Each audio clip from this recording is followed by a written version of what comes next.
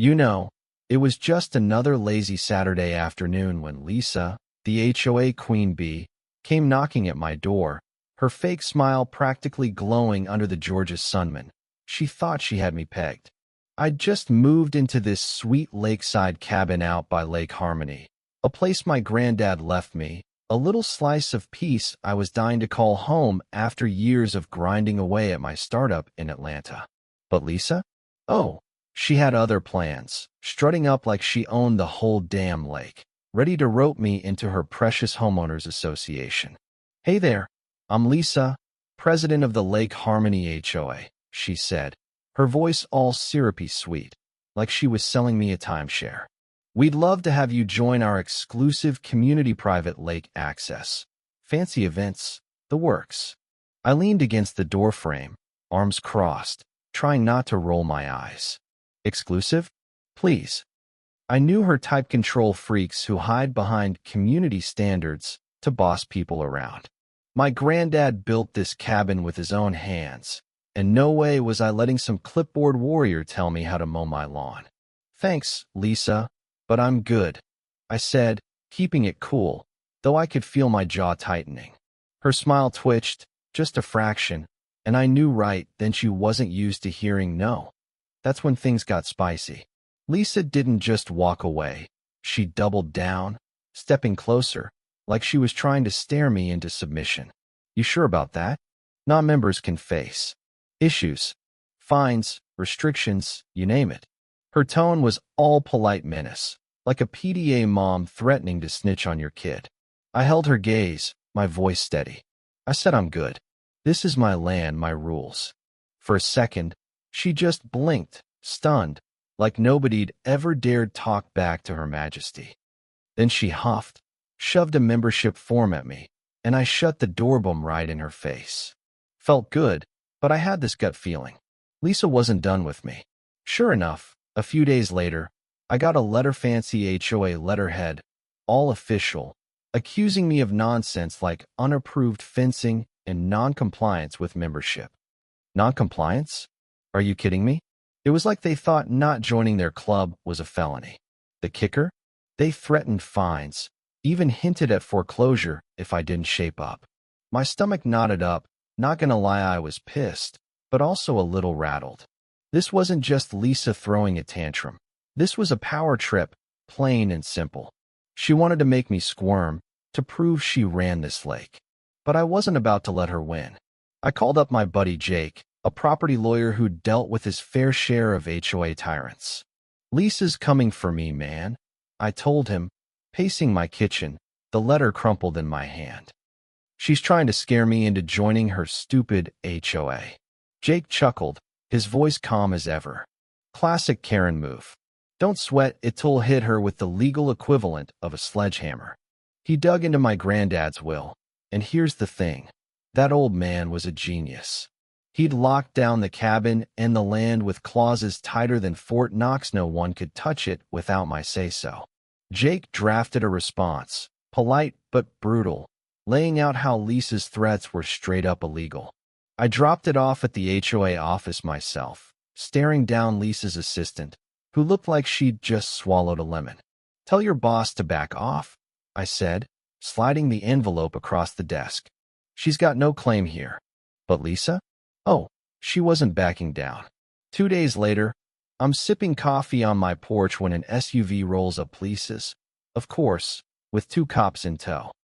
My heart skipped a beat, but I kept my cool, stepping outside as Lisa stood there, arms crossed, smirking like she'd already won. Officers, this is the guy refusing to follow HOA rules, she said, pointing at me like I was some criminal mastermind. The cops, though, they just looked bored, like they'd rather be anywhere else. Can we talk, sir? One of them asked, all business. I pulled out my paperwork, granddad's will, property deeds, Jake's letter, and handed it over. This is my land, officers. She's got no authority here.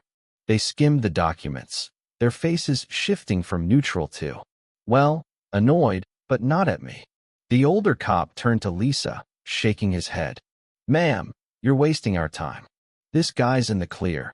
Lisa's jaw dropped, her face turning tomato red, and I swear, I had to bite my lip to keep from grinning. "You sure you don't want to stick around for coffee?" I called as she stormed off. The cops just shrugged and left. Round one me. You'd think that'd be the end of it, but Lisa was like a dog with a bone. A week later, I got another letter, this time from some hotshot lawyer her HOA hired, claiming my disruptive behavior was tanking property values.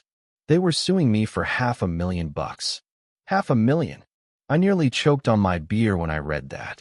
It was absurd, but it was also personal. Lisa wasn't just fighting for control. She was out to ruin me. I called Jake again, my voice shaking with rage. "They're suing me, man. This is war." Jake didn't miss a beat. "Good. Let's sue them back. Harassment, abuse of power, the works. They're messing with the wrong guy." That's when I decided to stop playing defense. I started talking to my neighbors, folks like Old Man Tom, who'd lived here forever, and Sarah, a single mom who was sick of Lisa's rules about everything from mailbox colors to how many kids could play in the yard. Turns out, most of them hated the HOA but were too scared to speak up. "Lisa's been running this place like her personal kingdom," Tom grumbled over coffee. "She fined me for planting roses." Sarah nodded, her eyes tired. "She threatened to report me to CPS because my kid's bike was cluttering the driveway." I realized this wasn't just my fight, it was theirs too. So, I invited them to an HOA meeting Lisa had set up, her big chance to discuss community standards. Oh, we discussed, all right. The meeting was packed, standing room only, and Lisa was up there at the front, all smug in her blazer, ready to lecture us. But I was ready too.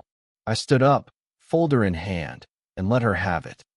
"Lisa, you've been bullying this neighborhood for years, threatening people, fining them over nothing, and now you're suing me for standing up to you?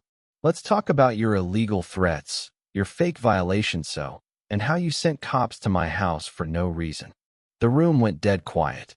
Lisa's face turned purple, but I wasn't done. I passed out copies of Jake's letter, showing how her HOA had zero claim over my land. "This isn't about community," I said, staring her down. "It's about you wanting power.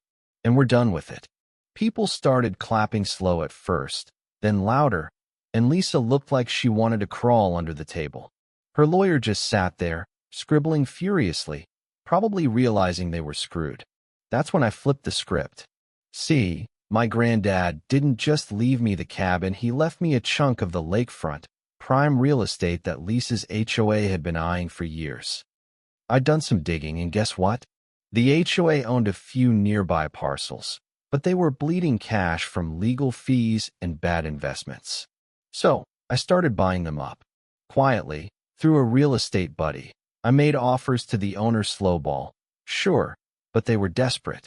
One by one, they sold, and suddenly, I was sitting on half the lakefront, including, get this, the condo Lisa was renting out to her cronies. Yeah, I owned her place now. Didn't tell her yet, though. I was saving that bomb for the right moment. Lisa caught wind of my moves and lost it. She showed up at my cabin one day, practically spitting fire. "You think you can just buy up everything and ruin my community?" she screamed, her hands shaking. I leaned against the porch railing, calm as could be. "Your community, Lisa? Last I checked, you don't own a damn thing here." "Oh, wait, except that condo you're renting out. Funny thing, though, that's mine now." Her eyes went wide, like I'd just slapped her. "What?" she sputtered, her voice cracking. "Yup," I said, smiling just enough to twist the knife. "Gonna make a great spa for the resort I'm building. You might want to start packing." She stood there, frozen, then turned and practically ran to her car. I could have sworn I heard her muttering curses under her breath. The resort was my big playa luxury setup with cabins, a lakeside restaurant, maybe a marina. The neighbors loved it. It'd bring jobs, tourists, the works. But Lisa wasn't done. She filed an injunction, claiming my construction was destroying the lake's ecosystem. Total BS, but she was desperate. Then, she went nuclear, contesting my granddad's will, saying it was fake, that I wasn't the rightful heir. I was floored. This wasn't just about control anymore. It was about tearing down everything my family stood for. I sat at my kitchen table, staring at the letter, my hands shaking. She's trying to take it all, I told Jake over the phone. My land, my legacy. His voice was steel. She's got nothing, and we'll prove it. Let's bury her. The court date came, and we were ready. Jake laid out the will, the deeds, even had my aunt testify about signing it years ago. Lisa's lawyer tried to poke holes, babbling about technicalities, but the judge wasn't having it. Ms. Harper, he said, his voice like gravel, your claims are baseless. The will stands. Case dismissed. I let out a breath I didn't know I'd been holding. Lisa just sat there, her face a mask of fury and defeat. As I walked out of the courtroom, I caught her eye, and for the first time, she looked small, beaten, but I knew better than to think she'd quit. Sure enough, a week later, I got a call from the cops. We've got reports of vandalism at your resort site, Officer Daniels said. My heart sank. I drove out there, and sure enough, someone had messed with the bulldozers, slashed tires, the works. Minor damage, but enough to slow us down. My gut screamed Lisa. She'd lost everything, her HOA, her condo, her grip on the neighborhood, and now she was resorting to sabotage. The cops found fingerprints, traced them to a guy named Mike, a contractor Lisa had hired for HOA projects. He spilled fast, said she'd paid him to mess with my equipment, hoping to tank the resort. But that wasn't the worst of it. Digging deeper, Jake and I found out Lisa wasn't just acting out of spite. She was working with some shady developers, guys with ties to organized crime, who wanted the lakefront for themselves. They'd been funneling her cash, promising her a cut if she could deliver my land. She'd been selling off parcels she didn't even own, forging documents, thinking she could outsmart everyone. I confronted one of these developers, a slick guy named Vince, in his fancy downtown office. Lisa's gone, Vince, I said, leaning forward, my voice low. But I know you're the one pulling the strings. Back off my land, or I'm coming for you. He smirked, all smug, but I saw the flicker of fear in his eyes. You're in over your head, kid, he said. Walk away while you still can. I didn't blink. Try me. With Mike's testimony and a pile of bank records, we took it to the cops. They raided Vince's office, found enough to tie him to Lisa's schemes. Last I heard, she'd skipped town, probably hiding out somewhere, licking her wounds. The resort? Its thriving cabins are up, the restaurants booked out months in advance, and the lakes never looked better. The neighbors, they're not just neighbors in a Morthieri family, bonded by the fight against Lisa's tyranny. But sometimes, late at night, I wonder, where's she at? Is she plotting her comeback, waiting for another shot? I don't know, but I'm ready. This is my land, my legacy, and no one's taking it from me. So what do you think? Was I right to fight Lisa to the end? Or should I have just joined her stupid HOA and avoided the drama? Drop a comment. Let me know where you're watching from. And if you've got your own HOA horror story, spill the tea. I am all ears. Hit that like button, subscribe, and let's keep this conversation going. Who knows what's next?